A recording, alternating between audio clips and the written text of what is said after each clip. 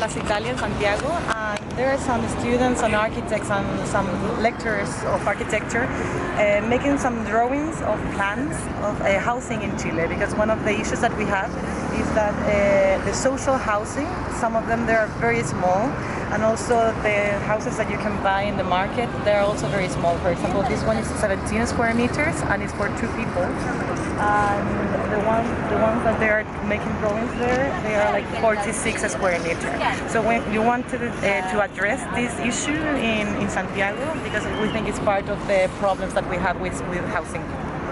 Do you think that also contributed to the protests that we saw here over the last week? Yeah, this is a pacific manifestation. It's trying to show that not only will we have problems with transportation, but we have other issues with inequality, and one of them is housing. Now, so this would be affordable housing, or is this still luxury housing? Those are affordable housing, and these one are the cheapest one in the market, but it's still, they are too small, and we can see that there are some problems when you have too many people living in a very small space, and they build like huge buildings, very tall, with this type of housing, so lots of people living there, and the quality of the space is not good enough for the country.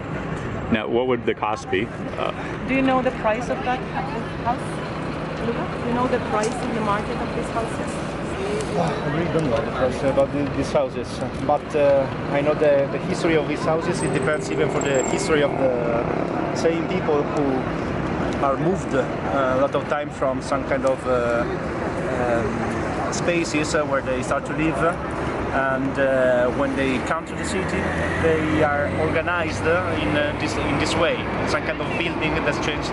They change totally the way they live, the way they live, and so the relationship between the neighbor, the relationship between the space, the city is completely changing. And what we are going to propose is that even architecture has some kind of a relationship with what's going on in Chile in this day, and even that this time architects has come to a responsibility to the society about how to build, how to design the space and the city to live in dignity. So.